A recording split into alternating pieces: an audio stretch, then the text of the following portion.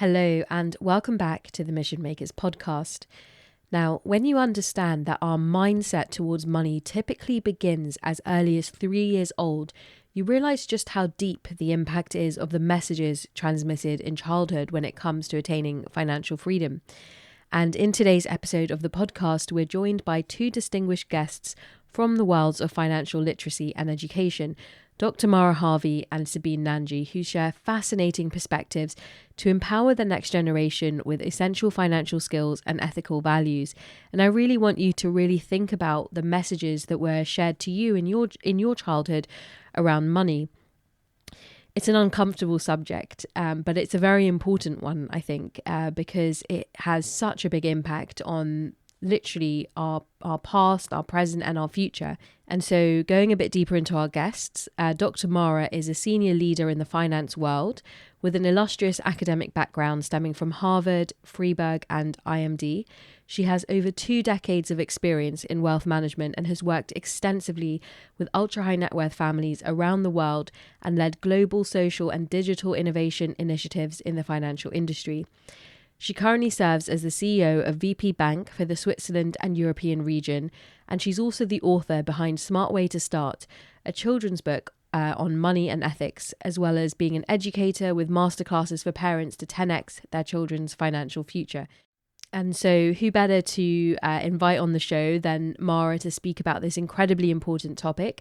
And I thought it'd be really interesting to invite my sister Sabeen, who some of you already know, having been on this show, is a very accomplished educator with a rich foundation in the Montessori philosophy. She's honed her skills at the prestigious Maria Montessori Institute from an early age. She began her educational journey with a degree in psychology and philosophy from Exeter.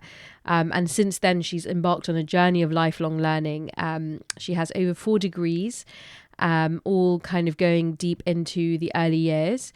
And since 2014, she's been an invaluable asset to our family business, Step by Step Montessori, where she's grown to become the co-director over a decade-long journey in towards leadership. And she really has an unwavering dedication to shifting educational paradigms. And as she shares with us, Montessori, it's not just a method, but it's a way of being with humans that nurture their true nature. And we must get it right from the beginning. So in this episode, we go right back to the beginning, talking about our earliest money memories.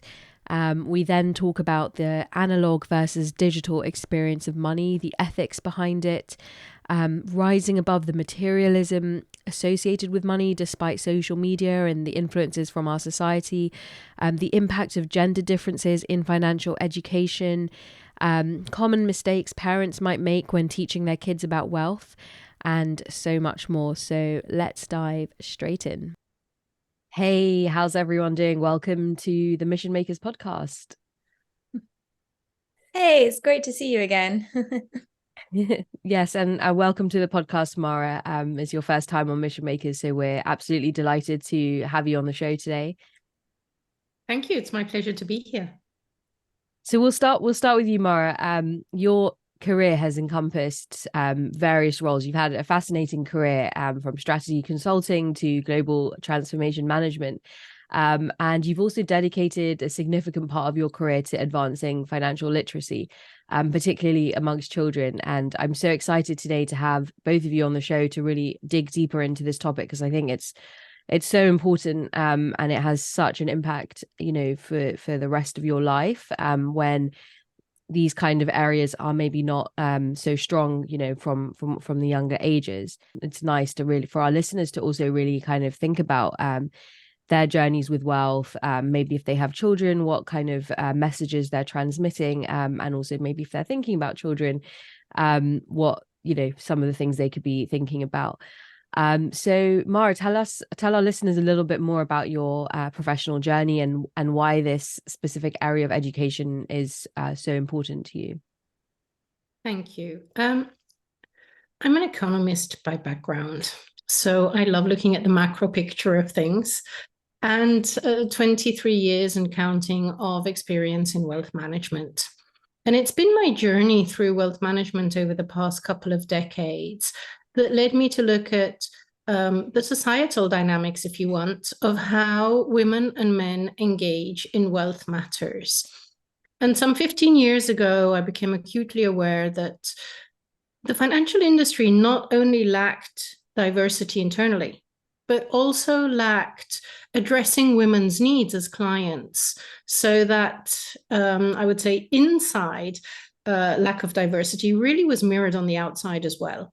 And so I started to engage with a lot of women to try to understand why is it they were not at the table, what it is that was necessary for them to want to engage more.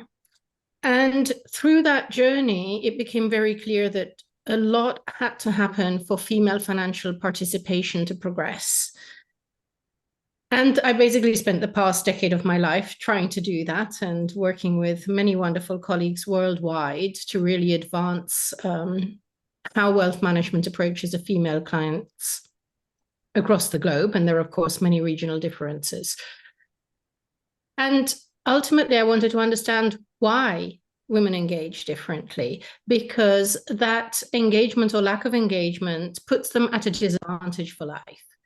And it so turns out that the root causes of all that have got to do with the financial socialization of children and of girls in particular.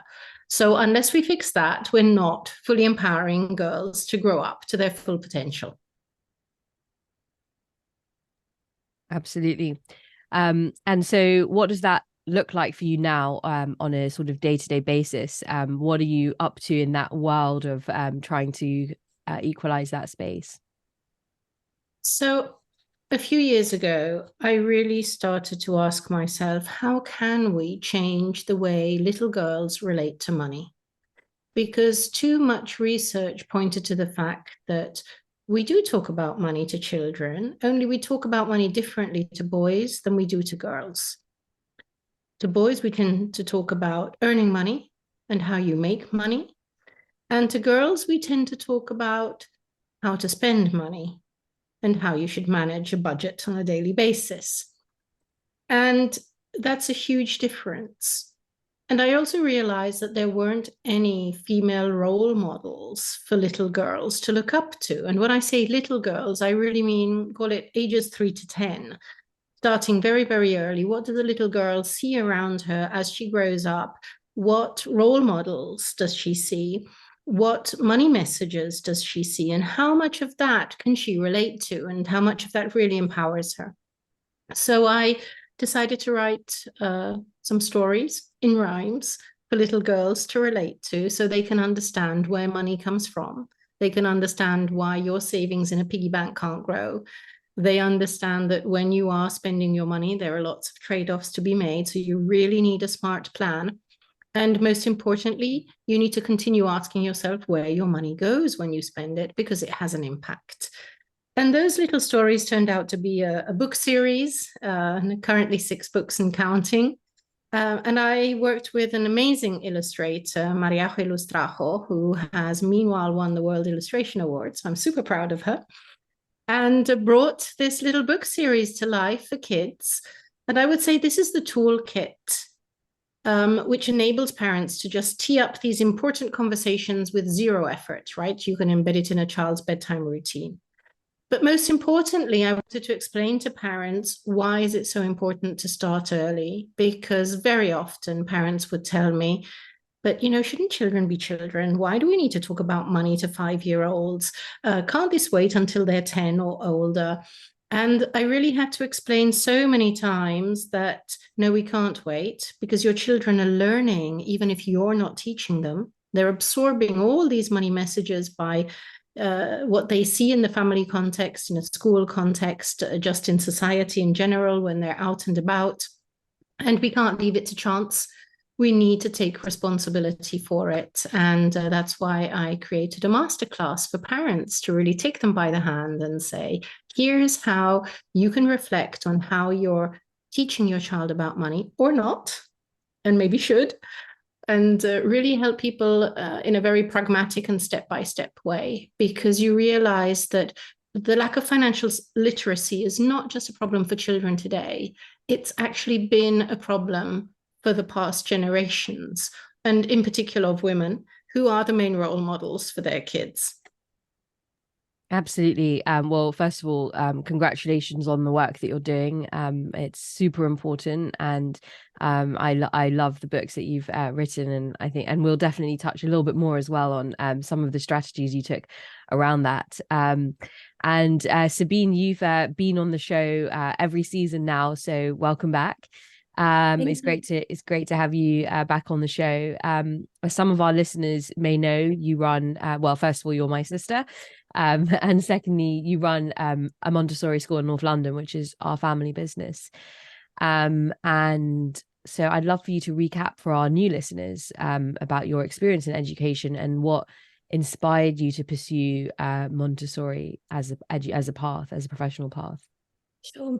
So I think we're in a really exciting time, actually, because I feel like we're going through a paradigm shift now of how education should be, and really to empower parents and families to really support the true nature of the child. And that's what Montessori is all about. It's not really a method. It's a way of being with human beings that supports their natural development. So I've been running the school for the last 9 years, and there's never a boring day because you learn so much from observing and interacting with the children, that really makes you reflect on the world and the fact that we come into this life and this world innocent, pure, kind. I've never met a child who's had any malice.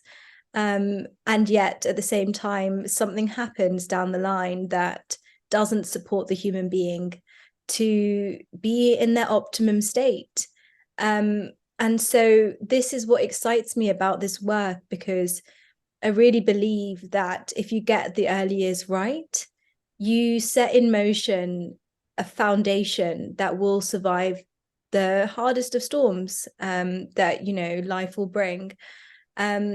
And I'm now working with adults, and becoming a trainer in Montessori, so I can spread this gift and these discoveries that Dr. Montessori made 150 years ago, when at that time she felt that the education system was outdated, and not much has changed since then. So this is what excites me about my work, is that there's so much to do.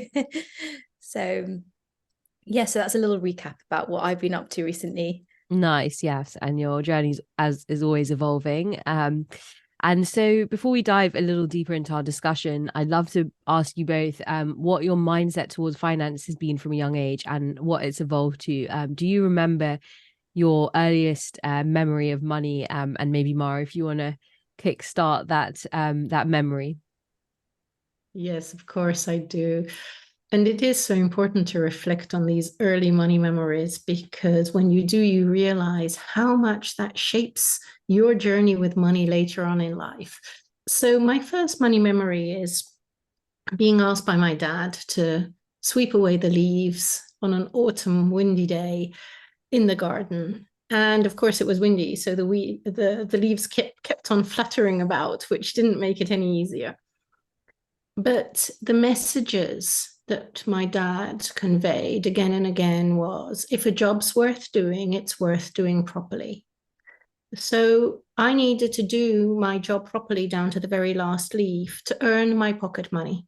So that was really my first earning moment. And when I reflect back on that, it made me a bit of a perfectionist in life. The truly deeply anchored belief that in order to earn money, a job needed to be done to perfection. And that's really one of the first experiences I made with money when I was a little girl, and I was probably around 5 years old at the time.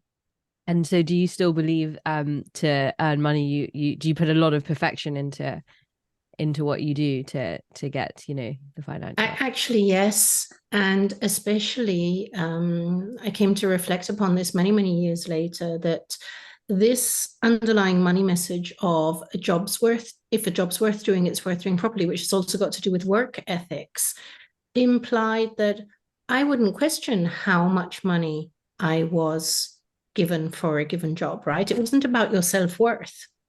It was just about satisfying my dad, right? It had to be done to perfection. And then it was his judgment what it would be worth. So it was disempowering in a way, because it wasn't about having a conversation about what is this job worth and why are we doing it and why am I willing to pay you some pocket money for it. It was only about meeting somebody else's expectation and just being thankful. And I think it's a relevant money message. It definitely made me a perfectionist as a professional, but it's not a particularly empowering one.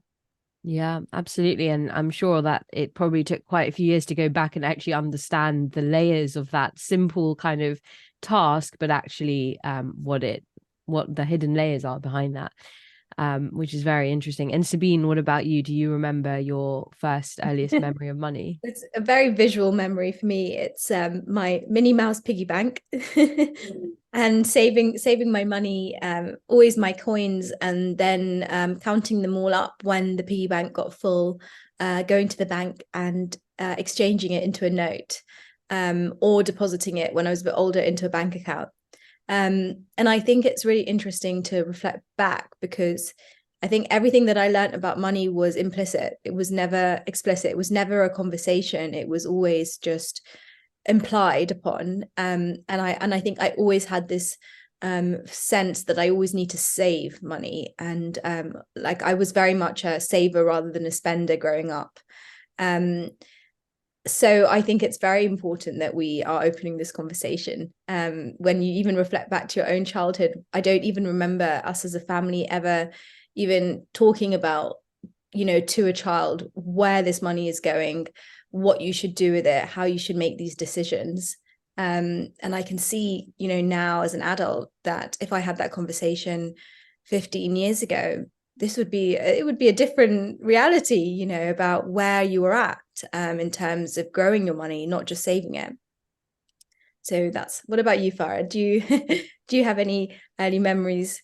I guess it was kind of like a vague ambiguous kind of thing, because our grandfather used to run a family business, which were these international dialing cards before just after BT got deregulated. So this is going back to the time where you had to, if you wanted to call abroad, you'd have to buy a dialing card and and scratch off the thing. And so he always, and the business was run like in our family house, and it was like quite an operation. We had like one room that was like just for marketing, one room that was for finance, one room that was like the factory. And so as a child, he would like tell us, if you do a bit of the work and just be part of this labor, I'll give you £5. But like you said, Mara, it wasn't about why is this particular thing worth that amount, and consequently what does that really mean. So I never really had an understanding or a tangible relationship with it, because it was just sort of like, if I do this, I get that. And it doesn't really, there's no value around what that actually means on a deeper level. As Sabine sort of mentioned, we never really talked about it in our family. And I think that can sometimes be like a societal thing as well. Not really, like, also, as you said, Mara, like, why do we need to talk about this when they're so young? Is there really a need? But looking back, there definitely is a huge need. And I've had very different up and down relationships with money. It's been and quite different to Sabine as well. And it just didn't really feel like there were any consequences to what is money, so maybe that's not a good thing, but it's, at least I think, hopefully now I've done a lot of work to really understand like what the implications are. So going into, like, we've talked about obviously why it's crucial to start teaching children, and I'm sure that through this episode our listeners will also understand more and more about the implications. But like, how early do you think this education can begin? Like, does it begin, at the age of like 2 or 3 years old, when you're reading your children bedtime stories? Like, what is the actual sort of the age? And I wonder if you both have any perspectives into that. So from my view, as soon as a child is capable of understanding causality, and that's probably around the age of 3, the child starts to try to make sense of the world around them, connecting the dots in their own little mind. And that's the age at which, of course, they're observing everything that happens around them. They're little sponges. I'm sure Sabeen can say much, much more about this from a pedagogical point of view. But they're trying to make sense of everything they see and everything they see in relation to money. And the biggest challenge today is how little a child actually sees when it comes to money. There's a lot of swiping and tapping going on, but all of the experiences that we grew up with money being a physical object that you held in your hand, that you gave away in exchange for something else, actually is no longer visible to a child. So either we just accept that money has become completely invisible, and we accept the fact that a child can't really make sense of it. They're just trying to guess and figure out what this all means, but they're not old enough to understand abstract concepts. So if we don't explain it to them, they have no chance of understanding really what is money and how it works. And on the other hand, if we do want them, as of a very little age, to start being involved in a dialogue around what they see happening with money around them, then we just need to start those conversations very early. So I'm in the camp of encouraging parents, as soon as your child is exposed to money, and that happens much earlier than we think, then it's also important that your child is exposed to some sort of education around money for them to be able to make sense of it all. What do you think, Sabeen? How does Montessori actually, like, what are some of the key principles of Montessori, and how do they align with teaching that literacy to children? And do you agree with Mara around the ages that she sort of mentioned? I completely agree. And psychologically, young babies come into the world with sort of an intuitive sense of numbers and amounts, which is actually really fascinating when you really delve deep into that. And around the age of 3, they become a lot more conscious, a lot more aware. The reasoning powers of their brain are starting to function more as their language is also developing rapidly. And there's 2 principles that I think are really key here that we can expand upon. The first is that in the home environment, we always say that the child is an equal member of that unit. And with that in mind, then naturally, they need to also then have an awareness of how this family unit is functioning financially, rather than, saying generic things like, oh, we can't afford it, or we have no money, or, oh, I've just paid for it on, through my phone. These conversations have to be broken down into much more depth, and being part of the dinner table at all times. And the other part of that is that before we go to the abstract, we always have to start with the concrete. And this is where I think, we have to bridge that link between this digital world and, a concrete hands-on experience with money, and bring that back onto the agenda and onto the table, so children can really have that manipulation, understand it, feel the weight, know how the exchange works between coins to notes. And so that is obviously, as they get a little bit older, sort of around 4 or 5 years old, that we can really start doing that from my sort of perspective. But it's definitely work that can happen at home and can be really encouraged on a really fun and engaging level as well. So I think that's, for me, what would be really important to consider. Definitely. I mean, because it's becoming less and less of a tangible asset and so much more of a digital asset, how do you think that our mindset towards money has changed now that, like, we can feel it less and less? And yeah, do you think that has a really big impact on how children perceive money? If you want to hear the rest of our conversation, then head over to Spotify, Apple, or wherever else you get your podcasts.